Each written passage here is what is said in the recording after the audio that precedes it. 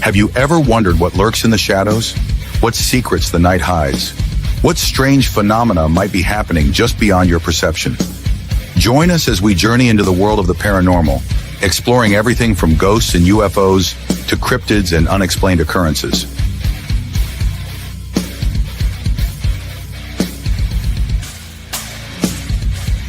From haunted houses to all things paranormal, join us in the search for the truth behind the veil. Welcome to Paranormal 411.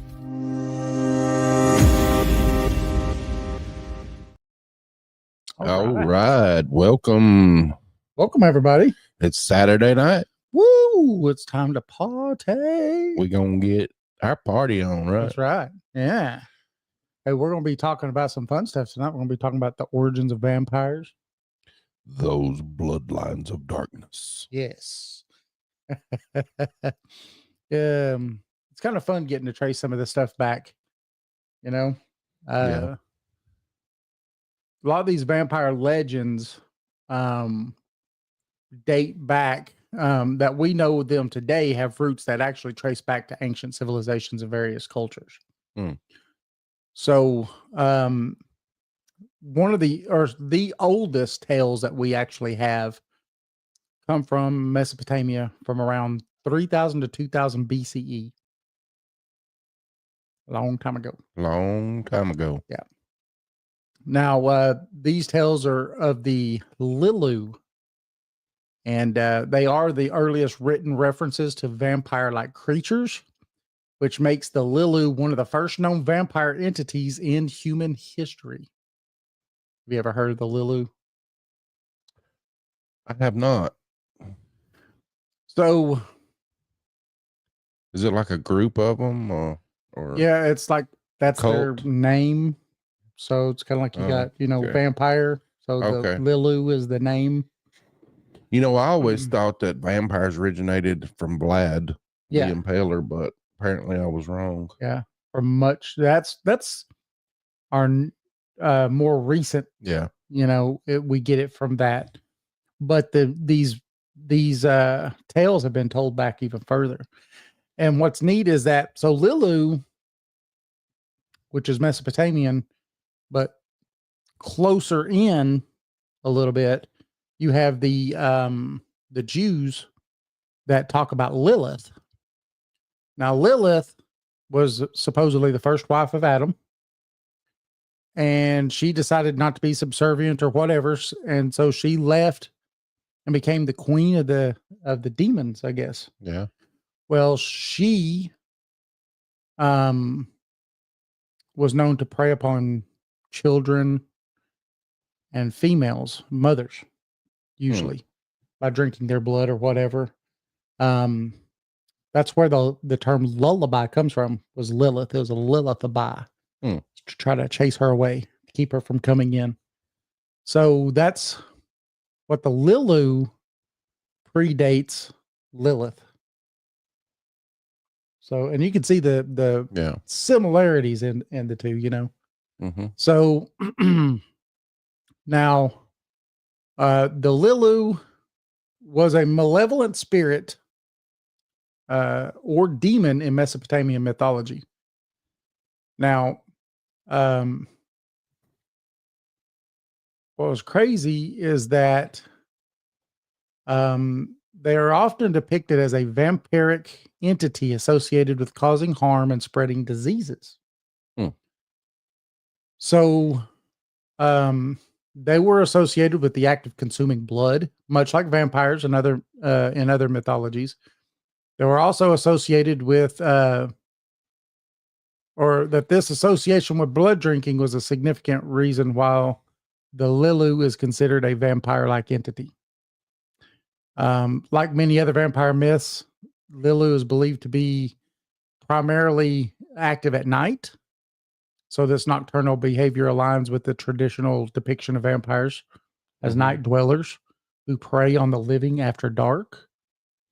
Yeah, that's more of a traditional vampire. Yes. Yeah, that's not the pretty ones. Hey, Shell. Is also depicted as a predatory spirit or demon that harms humans So this also has common traits among vampire myths where the creature preys on life force or the blood of its victims. The Lilu is often connected with spreading diseases, death, and similar how vampires are to bring death and misfortune to their victims. So their role as a malevolent spirit or demon that preys on the living and drinks blood makes it a precursor to the more modern vampire myths. Now, while the Lilu might not fit the exact modern image of a vampire, its characteristics and behavior closely align with those of vampire-like entities found in various cultures around the world. So, what do you think about that? I think it goes back, way back. Yeah. I mean, 2000, 3000 BCE. Yeah, that's a long as time long ago. as records were kept anyway. Yeah. Yeah. On stone tablets. And- Vampire. That's it. The Lilu come get you. You know what's funny is, or I guess what's funny about this is the fact that, you know, I didn't think that they went back that far. Kind of like what you said a minute ago. I thought Vlad the Impaler. So I was thinking 16th century, 15th century or so, 14th century, maybe, and up, that it wasn't going to go back this far. Yeah. And when looking for this stuff, there was no, hey, Truth, how you doing? There was nowhere to be found that there was actually any stories behind any of it. Yeah. Just what it was and, you know, how it fed and things like that. Just the myths behind what it was, and that's it. So, yeah, pretty neat. So there's another myth in ancient Greece called Impusa. Impusa. Particularly around the 5th century BCE. It appears in various Greek texts, including those by What's up, Jeff? Jeff, what's up? Aristophanes. Yeah, and later Hellenistic literature. Her association with the goddess Hecate places her within the context of early Greek religious and mythological traditions. So, the next one, right? Yes. It's a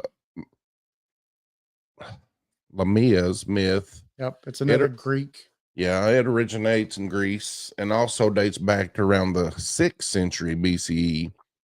She is mentioned in various Greek myths and later Roman adaptations. The story of Lamia is referenced in works by poets like Ovid, who lived in the 1st century BCE, illustrating the myth's persistence through centuries. Yeah.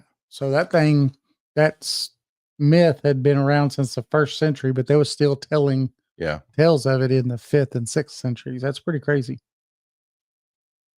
What's up, Jeff? Myself, I like these more modern vampires.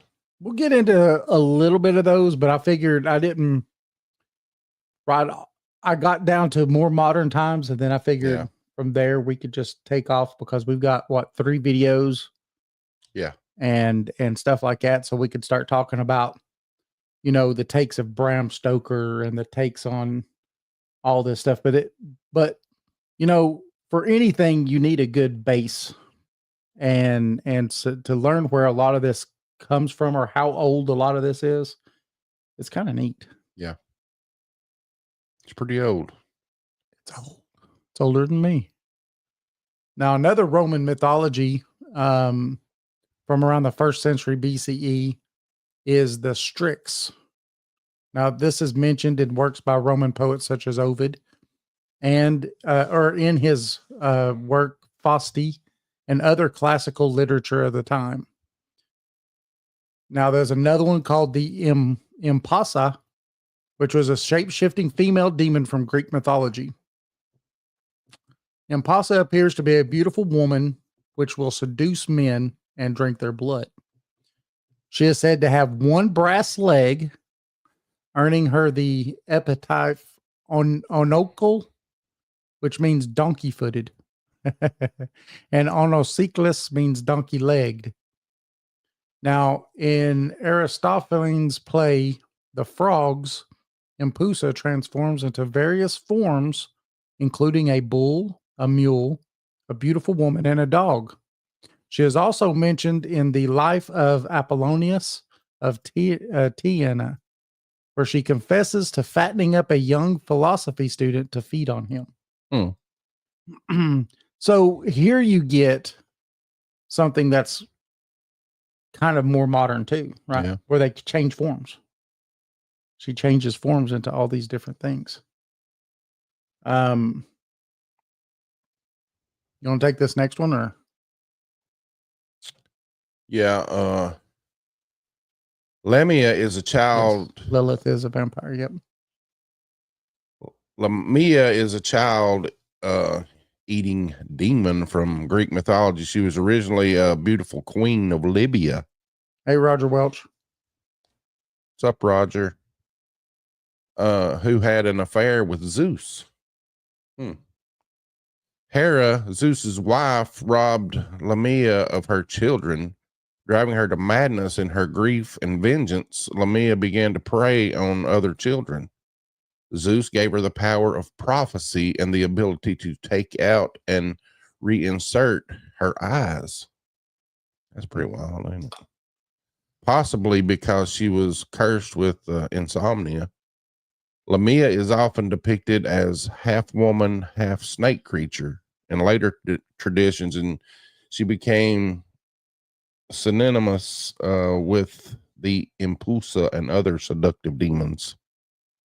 So kind of like when they talk about seductive demons, you know, like your, what are they? The ones where you going to sleep at nighttime and you have the male and the female. What is it called? Why can't I think of it? I was talking about this with my wife. Incubus. Yes, incubus. Thank you, Truth. Incubus and succubus. Yeah. So they're seductive demons, right? Mm-hmm. But where you was talking about Lilith is a vampire, yes. That's the very first one that we was talking about was Lilith ended up being kind of based on that one. We talked about that just for a little bit. So yeah. So the Strags are a bird-like creature from Roman mythology. They're often associated with witchcraft and the night. Strages are described as large-headed birds with transfixed eyes and weird beaks, grayish-white wings, and hooked claws. They are said to prey on infants, disemboweling them and feeding on their blood. In autonomous Liberalla's metamorphoses, the Streags are the transformed forms of Polyphante and her bear-like son. Hey, Roger Gibson. What's up, buddy? Her bear-like sons are Argrios and Arxios, who were punished for their cannibalism. The Striges were believed to be harbingers of war and evil strife. You know, there is a conspiracy out there we ain't going to really get into, but it talks about feeding these elites, feeding. Hey, Jane Creek, how are you doing? Off of, children's blood. It's kind of weird. Yes. I don't want to say it because we might get banned again. We don't want to get no strikes. But there is a conspiracy out there that just talks about this particular thing where they feed off of young children's blood. Yes. Yeah. Yeah. So the myths of Lamia and Strix originate from ancient Rome. Now, respectively, the myth dates back from around the 6th century BCE in ancient Greece. She is mentioned in various texts and stories from that era, including works by poets like Ovid and Philostratus. Now, the myth of Strix appears in Roman mythology with references dating back around the 11th or 1st century BCE to the 1st century CE. Now, this creature is described in works by poets such as Ovid in his Fascination and other classical literature. Lamia is also a figure from Greek mythology. Initially, she is a beautiful queen of Libya who had an affair with Zeus. So, according to myth, Hera. Wait.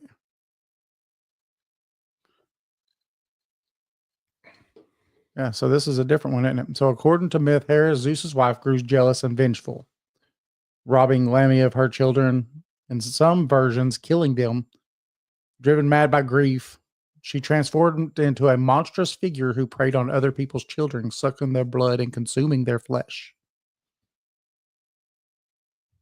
Now, she was a half woman, half serpent. In later traditions, she became synonymous with other seductive demons. Now, the themes of material grief and vengeance, as well as the dangers of divine jealousy, her ability to take out and reinsert her eyes was a gift from Zeus.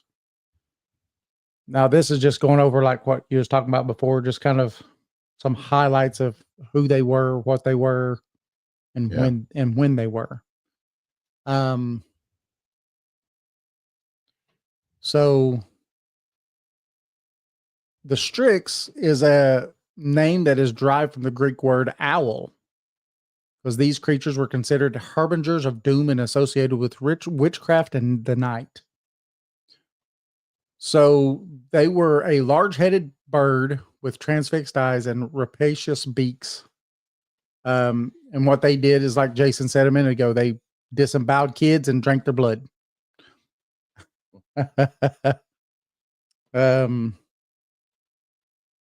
Now, next we kind of go into Slavic vampires, and now we're coming into what's closer to our time. And these originated from the 16th to the 19th century, particularly in regions like Serbia, Poland, Russia. These myths involved from earlier legends of blood-drinking demons and spirits found, like we just talked about, in Mesopotamian, Hebrew, Greek, and Roman cultures. Mm. So this is like 1400s, 1500s. Yeah, and there's a couple like this right here. There's a couple of pretty good little stories right here. So Sava Savagnac was said to have lived in the village of Zoro near the Rajaka River. Boy, I know I'm butchering the heck out of this.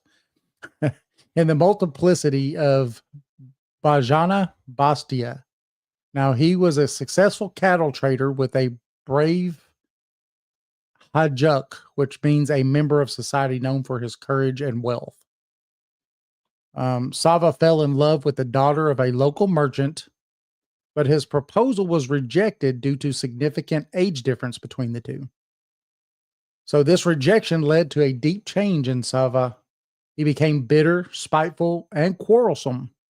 People actually began to avoid and fear him.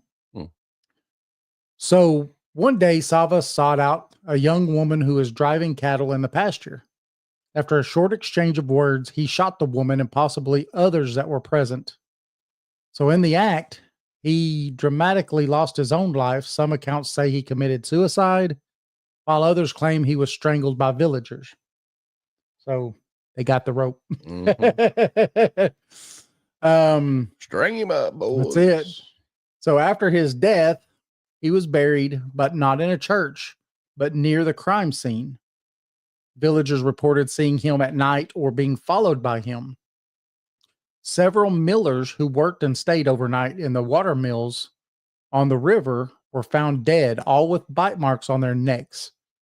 It was clear to the villagers that Sava had become a vampire. Wow. So in fear, the villagers decided to take action. They opened his grave and found a undecayed corpse inside. So to break the curse, they drove a pointed stake through the vampire's heart. According to some locals, when they dug him up, he opened his eyes and a butterfly flew out of his mouth. The priest failed to pour holy water in time, and it is said that this butterfly plagued people for a very long time. Now, this is considered the first vampire in Serbian folklore and does remain one of the most well-known vampire legends in the Balkans. His story has been retold in various cultural works, including the story of Posle Divested Gondia, which means 90 years later. I guess I could have just said that, right? By Serbian writer Milovan, and the horror film Leprikata, inspired by the legend. So he was real. Yeah. That was a real true story. Here's another real true story right underneath it. So Peter Blagojevic was a Serbian peasant You said it better than I did, though.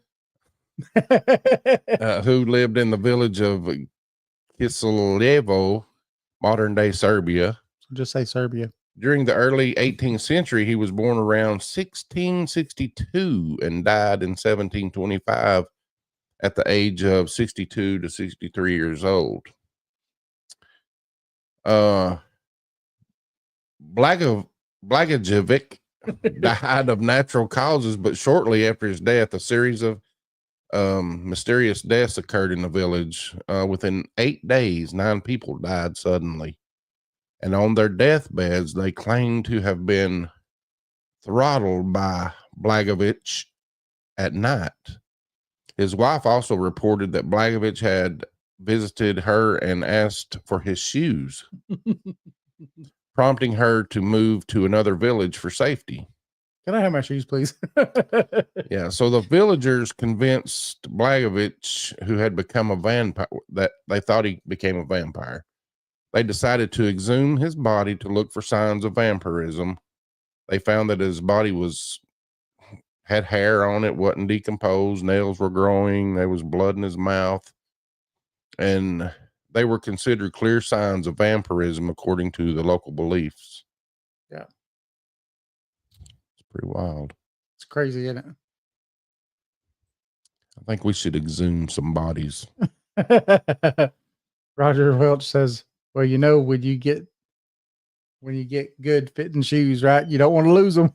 Why don't they just bury him in him, right? Yeah. I think, it talked about, coming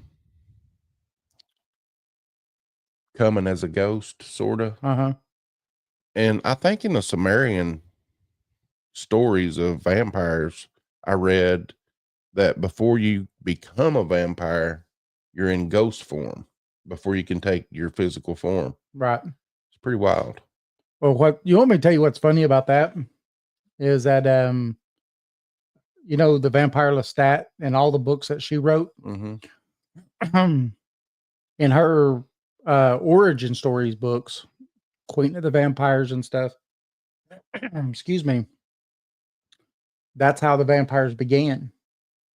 It was a spirit that was able to cut people, but it wasn't able to do anything else. Well, people came in to kill the king and the queen, and when they did, the spirit was able to enter them, turning them into vampires.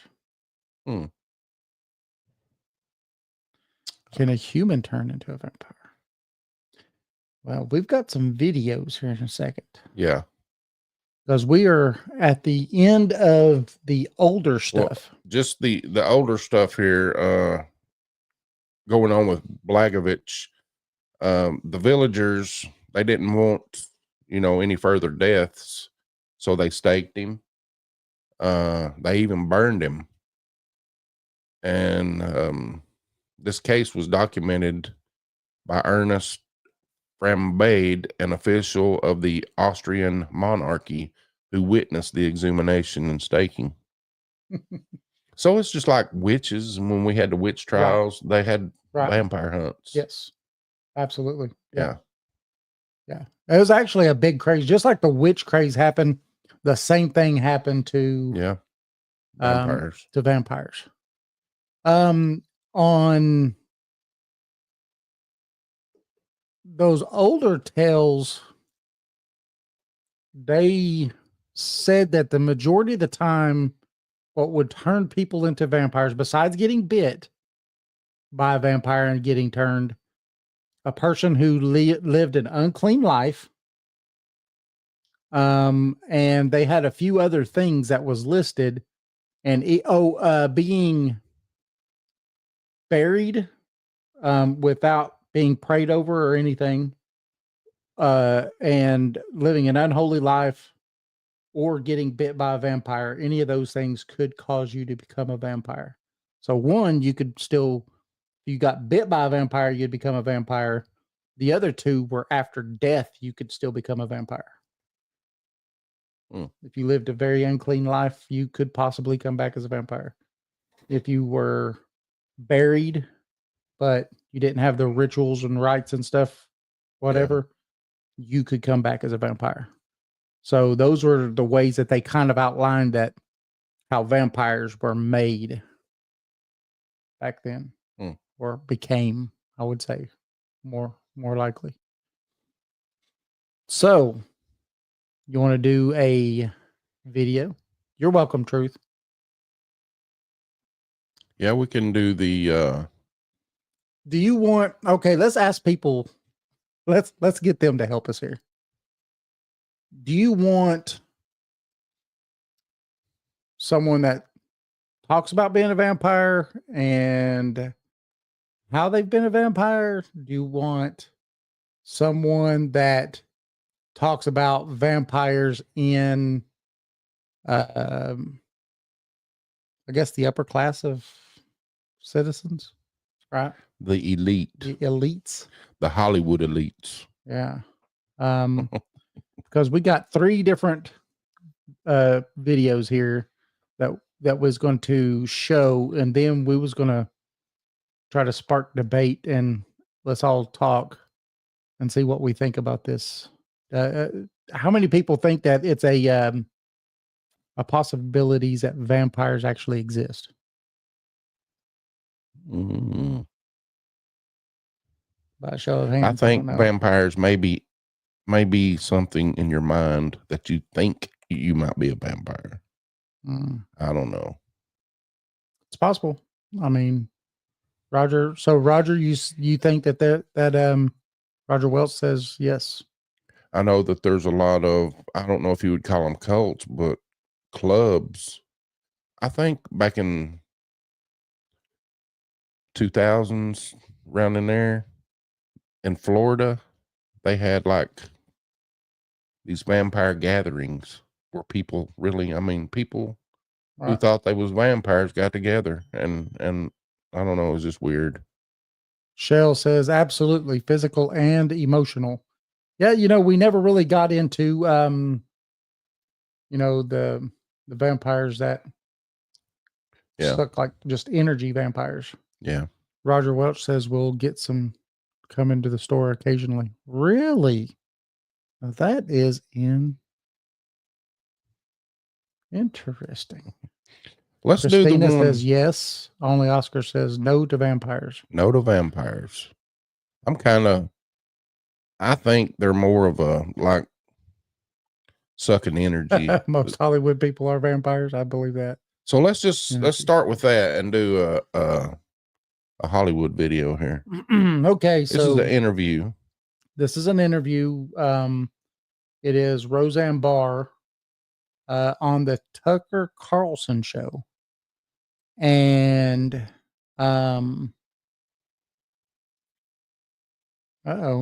Roger Welch says there's a club in Nashville when he lived there. Wanted to go, but could never get anyone to go with him. Huh. Yeah. Only Oscar says they sound too good to be true. But this is only Roseanne in the Barr, movies. Right. This is Roseanne Barr talking to Tucker Carlson. And I'm going to admit, She does sound a little crazy. Well, I mean, But maybe it made her crazy. I don't know. But I don't know. Hey Mark, how you doing, buddy? So let's listen to what Roseanne Barr says. We'll talk about what Roseanne Barr says. You know they eat babies. That is not bullshit. It's true. So it's not just the dogs and the cats, not just the pets. It's not just the dogs and the cats. They're full on vampires. And everybody still thinks I'm crazy, but I'm not crazy. They're full on vampires. They love the taste of human flesh and they drink human blood. They do. By the time we go in to vote for Trump, that he will open up everybody's eyes and they will.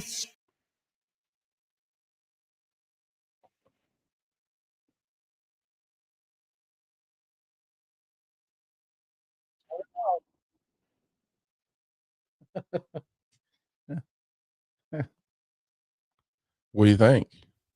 Well, I don't care about her politics, but I mean, I just think that it's crazy. There are rituals that require a sacrifice, only Oscar says. Mark says, Barb says hello.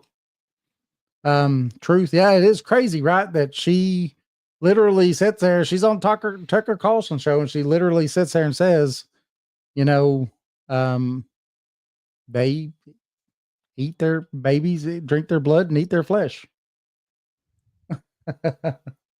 Something about youth blood has something in it that sparks. Maybe it's still got the T cells or something Yeah. running around. Evil SOBs. Yeah, well, that's a fact. Our friend Kim, Mark says, worked for years in Hollywood, said that the exact same thing, and that's why she left. Wow. Yes. Evil SOBs among us. Yes. I could put you in touch with an actual witness. Hey, that would be pretty cool. Shell says, I think she's been blackballed from Hollywood and is going to tell all the juicy tales. That's possible. They drink blood to stay young. Yes. Yeah. There were pictures of famous people that didn't age for long periods of time, Christina says. Yes. Yeah. Absolutely. So Hollywood's full of vampires. It makes sense, right? Yeah, a lot of people are coming out of Hollywood talking bad things about it. Right. Yeah. I've heard a lot of interviews with bad stuff going on. And I think it's like what Shell says. Once they're blackballed, they're just like, well, heck with it. I probably will never work here again. Right. So let's just spill all the secrets, you know? That's crazy. So we have another one here. Which one are you going to play next? We got the guy that was on the National Geographic. Okay. Well, you got to go and put it up, don't you, first? Yeah. Do the presentation. All right. So this is the National Geographic one right here.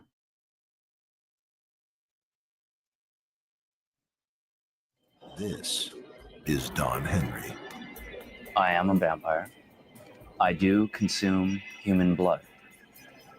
There is a real live community that exists not only within the States, but also throughout the world. According to Henry, he and his kind do not prey on the innocent. Well, these days we don't go ripping people's throats out or anything like that. We're quite mature with what we do. We keep things within doors. We don't go out, searching for victims or anything like that. Henry claims he will only drink from consenting donors. But clearly, there are others who aren't so considerate. In 1985, a motorist traveling down a back road in Florida came across a young woman, handcuffed and partially clothed, barely able to walk. The victim was rushed to the local hospital, where Lieutenant Bob Lethero of the Brevard County Sheriff's Department was brought in on the case. The doctors and the paramedics realized that she had lost a significant amount of blood and possibly could have passed away from exposure. Just 19 years old, the girl had a terrifying story to tell. She informed me that she was out on the roadway hitchhiking, and this gentleman picked her up. He looked very well dressed. He offered her a ride. But once in the car, the driver overpowered her and choked her unconscious. It was then that the nightmare really began. She woke up later on, unknown amount of time, and she was on a countertop in the kitchen. She was tied down, and the suspect was putting a needle, syringe, into her arm and draining her blood out into a beaker. But why? He said that he was a vampire and that he drank of the blood. The nightmare continued for hours. In between feedings, the kidnapper kept her handcuffed in the bathtub. It was through the bathroom window, still handcuffed, that she managed to escape onto the nearby road. The victim in this case got away, but others have not.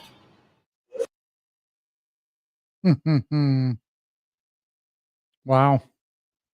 Yeah, only Don't Oscars don't hitchhike. You're right. So many people turn up missing every. Yes. Yep.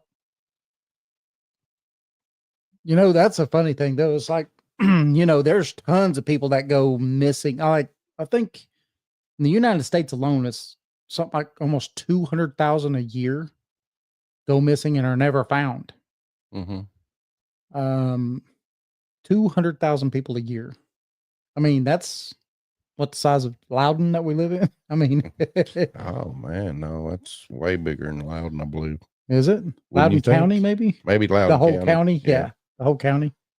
Yeah. So the amount of people that are in Loudon County go missing every year. That's crazy. Yeah. Well, yeah. I mean, you know, the thing that they like to say, only Oscars, you know, oh, they're adults and maybe they just got tired of it and just wanted to move, wanted to leave. It's crazy, but it is what they like to say for sure. We got one more video. We do. Yes, we do. And this one, I actually seen this video. I don't know. It was quite a few years ago. And this one's on the History Channel, isn't it? I think so. Yeah. It's on the History Channel, if I'm not mistaken. Did you, when you were in California, did you see any vampires? I saw a lot of people dressed gothically. I don't know if they're vampires or not. That was probably back in the day where the trench coats was going on, right? Mm-hmm. Yeah. The trench coat mafia. Yeah. I do think there's crazy people that drink blood and think they're vampires. Then they're the real vampires. Well, I think you're right, Christina. I think it's kind of like the aliens and stuff, right? Yeah. I think we've got a lot of fake stuff going on that the government does, but then that's pales in comparison to the real thing that happens, but it's not as often.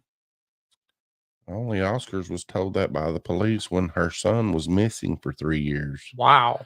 I hope you found him. I hope everything was all right. 3 years. That's crazy. Man. I don't know if I could handle that. No way. Nope. So absolutely not. He found you. Oh, awesome. Great.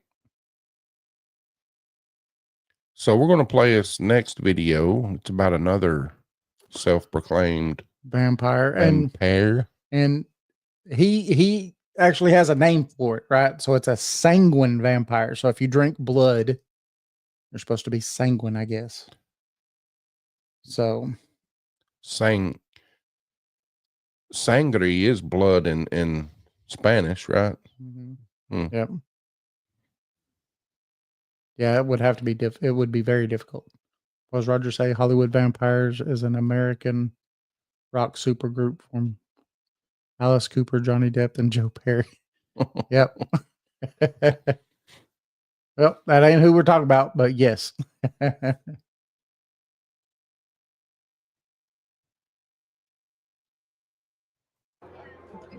My name is Balthazar Shangasan. Most of my friends call me Czar. Hey guys. 54 years old. Been drinking blood since I was 11. And sanguine vampire. Good.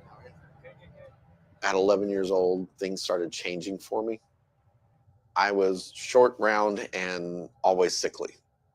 And one of my uncles that was big and tall and strong was picking on us, me and my sister. And something snapped. And I went charging. And he was bigger and stronger, and he pinned my arms down to my side. And then I just kind of reared my head back and bit him. He was wearing a coat. I bit through the coat, through his shirt, and into his flesh enough that I could actually taste blood, like lots of blood. Once that blood hit my tongue, it was like I suddenly came alive. Do I really need the blood? I do. And I've gone without for lengths of time just to see what would happen. I'm the kind of person that it physically shows on. My skin will get ashy, my eyes will be dull and glazed. It literally physically shows on me. So, what are some of the common misconceptions? How about holy water gets me wet, garlic tastes good on pizza, stick a stake through anything's heart and it will die. I do not sleep in a coffin. I have a king-size bed. Thank you very much. Unlike mythical vampires who can turn themselves into bats, modern-day vampires admit to having to obey physical laws. Because he can't exactly fly in through someone's bedroom window for a quick bite, Balthazar has devised sanitary methods to suck blood from his victims. He finds victims who are willing to feed him. Hello. On the wing. I like to think I have a pretty good. So, yeah. Yeah. Yeah. That's pretty. I think that's a wannabe vampire. Yeah. Yeah. Mark says they don't sparkle. Oh man, please let them sparkle, because Twilight's my favorite movies. I've watched them all 100 times. That's funny. Only Oscar says getting a blood transfusion when you're old from a young person will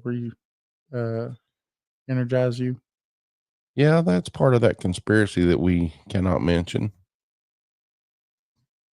Yes. Yes. Or we will no longer be here. He has, so that's your tarot deck? Only Oscars? I have to bring a couple tarot decks down here one day. Yeah. Read some tarot. I don't know if I'm good enough to read someone else's. I read mine. It's easy to read your own. Yeah. You know what means what and how it goes with your life, so it's easy. So what does everybody think about real life vampires? Do you think that they exist? Do you think that these videos we watched, one where she was sitting there saying, hey, they exist. They're in Hollywood. They prey on the young. They love blood. They love, eating flesh. And then you've got these other people where they were. Yeah, I do. Talking about it. I believe that these people from Hollywood, when they come out like against it, are telling the truth. I mean, what do they have to hide? I mean, what are they gaining from it, right? Yeah. Well, they've already lost Hollywood, so why not tell the truth? Mm-hmm. And these two videos were completely different on the guys, because the one guy felt stronger. I mean, he had a sense to bite somebody. Mm-hmm. When the other guy is just going along with it, yeah, I need blood, blah, blah, blah. Right. But, there's two different kinds. There's wannabes, and then I think maybe the real blood-sucking vampiric people.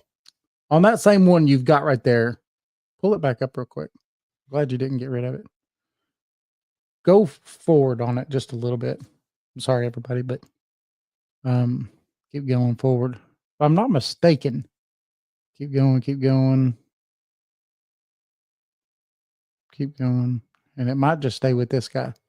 Well, on the same episode, they talked about, they got another person and they talked about, Yeah, I think it's just about that one guy, isn't it? Yeah. So they also talked about energy vampires. And they were people that literally, almost like a person that does Reiki or whatever, you know, they could actually put their hands over someone and actually pull their energy. Yeah. And now what's funny to me about the energy vampires, we've all been somewhere talking to certain people that you may not know really well, but you're talking to them, you're in a conversation. And when you leave the conversation, you feel drained. Just like someone has sucked the energy right out of you. And I get it. Not all the time, but it happens. And so I think that that really does happen more often. Now, do I think that all the time? Do those people know that they're doing that to you? No. I don't think that a lot of time it's done, you know, on purpose. Right. But I think sometimes there is. So Roger says David and you and Roger have a friend that accidentally got invited to a party and got his wrist cut and still has a scar. Yes. Yep. That's the truth. Mark says I have a relic from A leather Aussie. a duster. leather Aussie duster, and he was a blood drinker. Long story how he came upon the coat, but you can feel the energy on it. Huh. And That's it make you interesting. fly, turn into a bat. You know, we didn't talk about Vlad. He was known as Well, Vlad the Impaler. he was considered a vampire because of all his treacherous and blood killings and Well, you know, Vlad the Impaler, that's where that's one of the places Bram Stoker got his Dracula, because it was Vlad Dracul. Well, it's because he was from the house of the dragon, and the house of the dragon was an order that his father, the dragon was the order that his father was with or a part of. And so that's where the name Dracula ended up coming from, and Bram Stoker and stuff was from, you know, the Vlad the Impaler, or Vlad, was it Tempish or something like that? You know, he's got a monument erected to him over there. He's a national hero.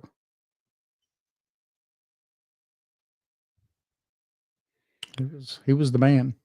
yeah, Vlad the Third. Yep. Dracula. Yep.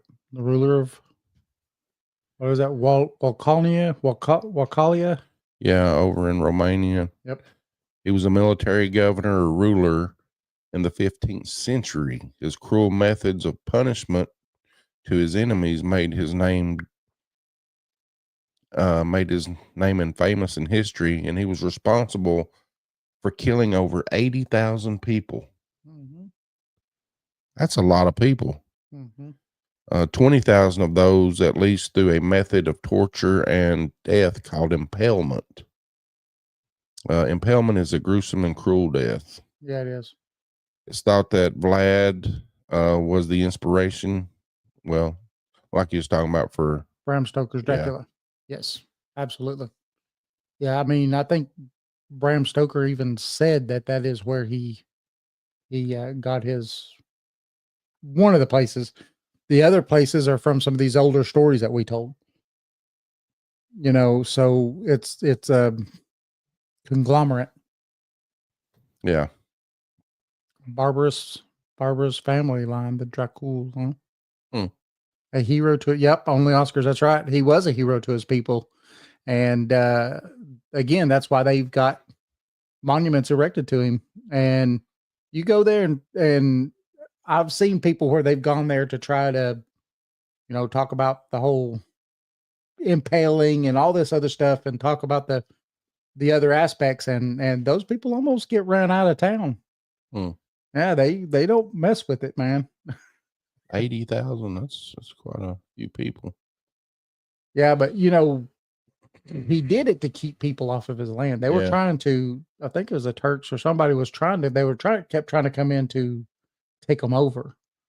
So he figured that these people that died, they would impel them for miles down through there. Yeah. So then as they're marching through, coming to him, his people would have to see, or his, that invading force would see what's going to happen to them if they lost. And it would, bring down their moral and their spirits and stuff, and their morale. Yep. So, yeah, it was a head game. Dracula. Yes. Vlad Ziempela. Hey, that's pretty cool. Well, what do you think? I think that this is an interesting topic, and it's interesting because, you could see that there's these tales that come all the way back from Mesopotamia. So over 3,000 years ago, 3,000 years BCE, before Common Era. So you have these tales of what was that first one? I keep wanting to say Lilith, but it wasn't Lilith. It was Lila or something like that. Yeah, the Lilu or something. Lilith. And that's where Lilith came from. But, of these blood-sucking nighttime creatures, that all the way down to where you see where we are today with these creatures, where, like Mark said earlier, we even got sparkly vampires. They could go in the sun. They just look like they got diamonds on their skin, They sure can climb a tree. I know that. Yeah. And those are the best movies. Well, another one of my favorite movies. I like to talk about movies too. Yeah. The Lost Boys. Now, The Lost Boys, I did like The Lost Boys. That is a good movie. Yeah. Yeah. It was really good. You talking Diablo Lilith? Yeah. Well, Lilith? No. I think the video game Diablo. Oh. Maybe. But Lilith was for the Jews, supposedly, she was Adam's first wife. And so she wouldn't conform, right? She didn't want to conform to being lesser than the man. And so she ended up leaving him, becoming the queen of the demons. And so Lilith would go and steal babies at nighttime, kill babies and mothers. And so that's where the term lullaby comes from, is from Lilith. It was a Lilithaby. So it was them singing, mothers singing to the kids to get Lilith to go away. And so that's where the term lullaby comes from too. So, but yes, that's all from those early Mesopotamian stories, which is, it's pretty crazy to think of how we get to what we have today from these, and how similar in a lot of things that they are too, Right, Jason? Yeah. So Christina sent me a picture of, he's an actor. Mm-hmm. Can't think of his name. He played in Con Air and Face Off. I know who you're talking about. Anyway, there's a picture running around the internet with his picture and an old 1800s or 1900s picture of, they look just alike. Yeah. I've seen those before. He looks like a Nicolas vampire Cage. too. Yeah, Yep. Nicolas Cage. He looks like a vampire. Hey, Barbara. Barbara says the Cherokee called them the cold ones. Hmm. See, you know, and that's something that I never looked up. I never looked up if there was any tales of these beings in Native American culture at all. I didn't do that like I did for the last one. Well, for the last show. It's all around the world, so I would say they would be. Well, it's funny to me about this though,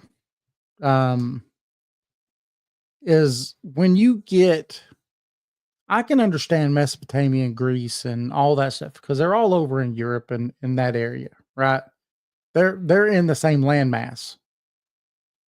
But when you have peoples of the Americas that talk about the same creatures, and supposedly, now I'm not a big proponent on this, what I'm about to say, but you know, we don't have any contact. There's no contacts between, you know, civilizations back then. Huh? You was able to pull it up pretty quickly. But there's no contact between them, but yet they've got surprisingly similar stories. Mm-hmm. Does that not lead to there being some kind of truth in it? I would think. You would think. There's somewhere where they're pulling this from, and it's not just from the psyche of, oh my goodness, you know, this is scary. Here you go. Here's Nicolas Cage. Yeah. What do you think? So I swear that's just that could be his great grandfather. If he's not a vampire, he's a time traveler. Hey, you know, maybe. Yep. It is a very interesting read on the Oscars. Yeah. There's quite a few pictures like that. Yeah. On the interwebs. Intraweb. So, what does everybody think? Are they real? Are they imagination? I think both. Yeah. Yeah. You know,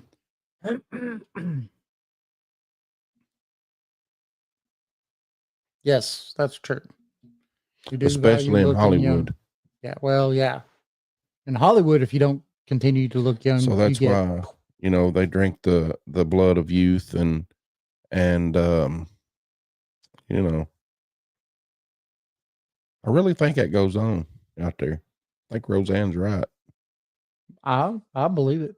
I'm not going to say no. And she's not the only one I've heard say that. Right. Alex Jones has said it multiple times. Yep. Oh yeah. Yep. Of course, Alex Jones, is he credible? We don't know. I don't know. He's had some things where he's been proven that what he was saying was interdimensional vampires. Right. Jeff Reagan can do that real well. Yes, he can. We're going to have to have him on one day. Shell Reagan says real. I believe that it's definitely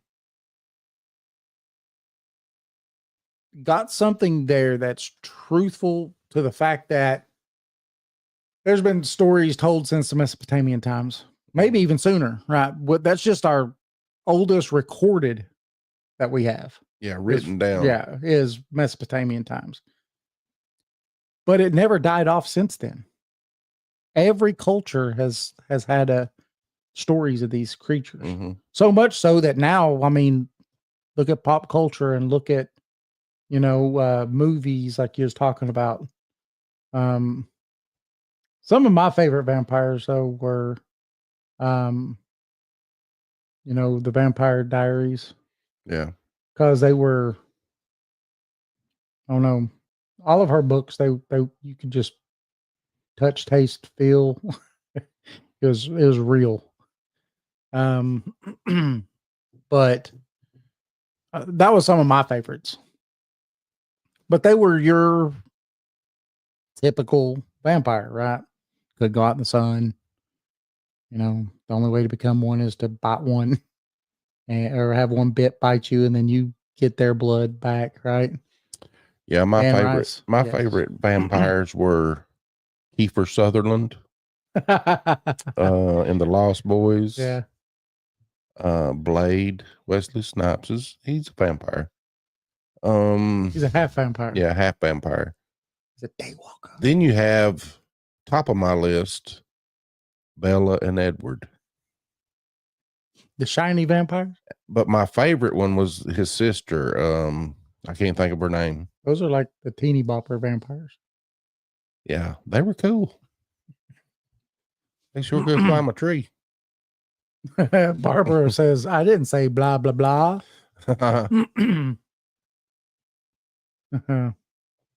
Barbarous Collins was the best vampire. I'm trying to remember. I just, Anne Rice's were the ones that just hit home with me. Underworld were really good too, though. I did like the way that Underworld, portrayed the vampire. Because I would think that if you live for a very long period of time, that's what would happen. Yeah. You know? Yes. Dark Shadows. Barnabas. Yes. Yes. Barnabas from Dark Shadows. That, man, I tell you, he was good. Johnny Depp. Yeah. That was good. Johnny Depp plays good parts anyway, though. Even though he always acts like a drunken sailor, he still plays it good. What about Edward Scissorhands? Yeah. Yeah. That was a good movie. Yeah. John Carpenter's vampires. Yes. Yeah. There's all kinds of vampire stories. Do you mean your favorites? Roger Welts. No, my favorites wasn't the sparkly ones. That's my favorite. Jason's favorites was the sparkly ones, though. Yeah. He likes the sparkly ones. Oh, okay. Oh, you're talking about the series. Okay. Oh. Yeah. Yeah. 30 Days of Nights. Yeah, that was a good movie. Those were some ruthless little vampires right there now. 30 Days of Night. Did you ever watch that? No. Oh, it's I need good. to. Oh, that's a good movie. Don't watch it with your kids. That's definitely not one to watch. That ain't sparkly vampires right there. Did they make another one though after 30 Days of Night? Wasn't it called something else? It had that's part 2 to it. I thought they did. You know, I even met Carlisle and a few of them. My daughter got me tickets to that. It was last year to some thing over in Johnson City. And I got to meet the cast. Oh, yeah? Of Twilight. Did you get signatures and stuff? I got pictures. Did you? Yeah. Roger says he actually likes the series Interview with the Vampire. I haven't watched the series at all. It was hard for me. It's hard for me when you read the books and you get a perfect when these people are described so perfectly that, I mean, down to their skin colors and how they act, all these other things. And then they come up with, Jason likes the cute vampires. He does. He likes the ones that are vampires, but they don't kill people. Right. They eat animals. And yeah. They're humane. They battle wolves. Yeah. That's a Cherokee. Yeah, they're not a Cherokee legend, but I don't know if they wasn't Cherokee, but in the movie it was a native legend. They were the Wolf Clan. They're part of the Wolf Clan. It had a good story. It's because it's a teeny bopper movie. Queen of the Damned. Yes. I even named my dog Bella. Bella. Oh, and the Volturi is cool. I love watching the Volturi on them. Yeah. Queen of the Damned Shell was a great movie. Well, the movie was good. Don't get me wrong. The book was excellent. But I'll tell you, the soundtrack for Queen of the Damned was amazing.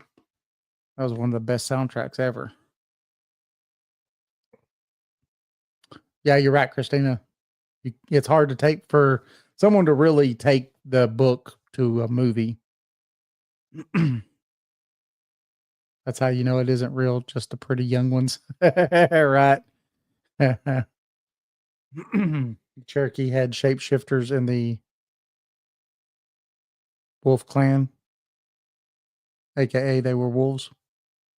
Look at that. Maybe that's why they were called the Wolf Clan. That's interesting. Yeah.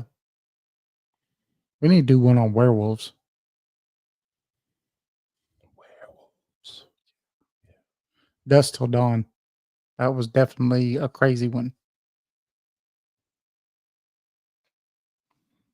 Yes. A lot of vampire movies. Tons of vampire movies and TV shows and kids shows. Blah, blah, blah, blah, blah, blah. I don't say blah, blah, blah. Blah, blah. But you just said it. We got this one guy at work. I ain't going to say his name, but blah, blah, blah. He works in the hall and he gets on the radio. Every time I think it's Dracula. He goes, "Fucking come in." And I'm like, whoa, he ate Count Chocula this morning. Oh, goodness. That's great. Parking, come in. Shipping, come in. You go, blah, blah, blah. The Count on Sesame Street. Yes. One, ha, ha, ha.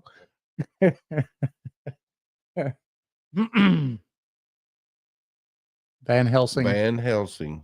Yeah. Oh, Van Helsing. Count Chocula's good cereal. Shell says Morbius was good too. Not sparkly at all. Morbius was a good movie. I didn't even think of that one. Morbius. And it's a comic book vampire. Yeah. What do you think? I don't know. I think that it's neat how this is, like I was saying before, how this has been pervasive since 3000 BCE all the way to today. And it spanned all these cultures and relatively stayed the same. Right? There may have been a few changes here or there. But the main core of the blood drinking and all of those things stayed the same. Yeah.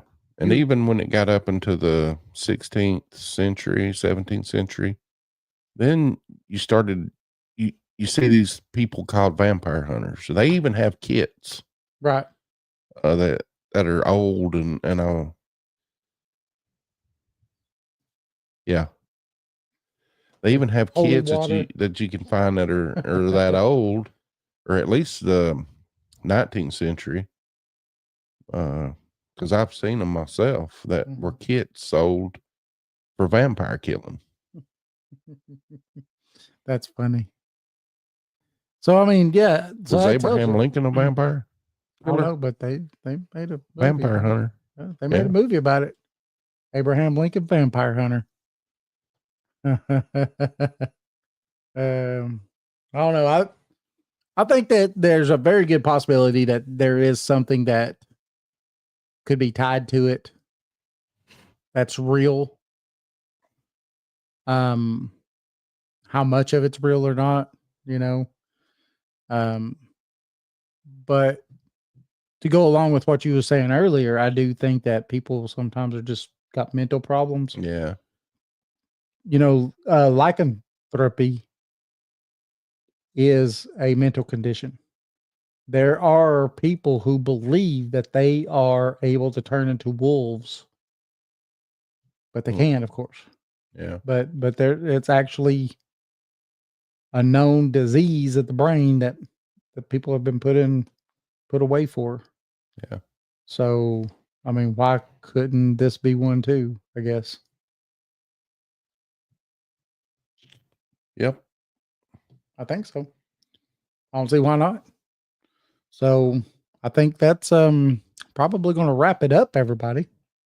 Oh, yeah. We are at the end of the show because I want to thank everybody for joining in and chatting with us and participating.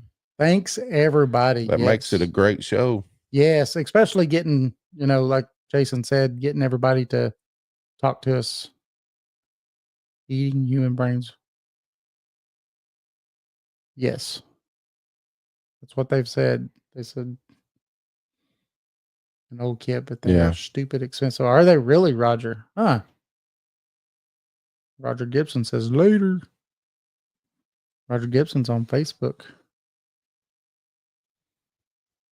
We only have one person that's on our Rumble. Get ready to rumble. So let everybody know we are live on Facebook, YouTube, and Rumble, right? Mm-hmm. So that's pretty cool. We're rumbling. Ready? Hey, remember, you can find us at paranormal411.org, paranormal411 on Facebook, YouTube, and X, and also now Rumble. Every Thursday from 7 to 8, Saturdays from 8 to 10 Eastern Time.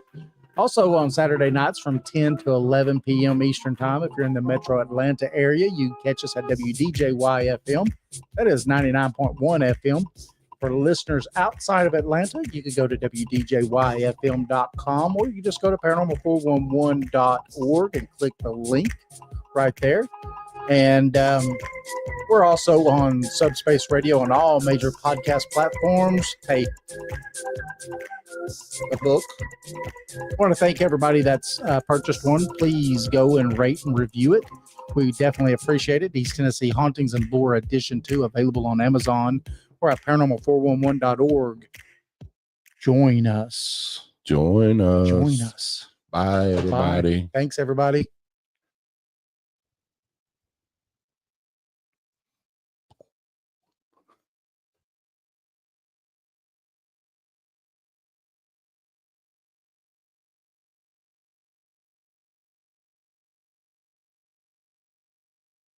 In the heart of Madisonville, Tennessee, lies a pizzeria like no other. Step through the door of Legends and Lore Pizzeria and be transported to a realm where paranormal and cryptid encounters along with mouth-watering pizza go hand in hand. Meet Eddie and his crew, who serve up slices of the supernatural along with the best pies in town. With the walls adorned with eerie artifacts, indulge in piping hot slices that melt in your mouth and tease your taste buds. And it's not just the locals who love the incredible pizza. Legends and Lore has been selected as the best pizza joint in all of Monroe County. As lovers of everything pizza and the paranormal, the owners have mastered the art of crafting unforgettable combinations that will leave you wanting more. To stay connected with this mystical eatery, follow Legends and Lore Pizzeria on Facebook, where tales of their latest creations and upcoming specials will be shared. Make sure to browse their custom menu, featuring legendary pizzas like the Chupacabra Ranch and the Exorcist. So, whether you have an appetite for the supernatural or simply seek the best pizza in town, Legends and Lore is the place to be. Come for the unforgettable flavors, stay for the captivating stories, and find yourself in a world where legends and pizza collide. What if the world we know is merely a fraction of reality? What if there are forces, entities, and phenomena that exist just beyond our comprehension in the shadows of the unknown? Welcome to Paranormal 411, your gateway to the unexplained and the downright chilling. Get ready to rock with the electrifying sound of Catalyst, a band that's sure to leave you wanting more. With their powerful lyrics and killer riffs, Catalyst is a great sound in the world of rock music. You can listen and find Catalyst on Bandcamp or go to the link at paranormal411.org and click on their banner.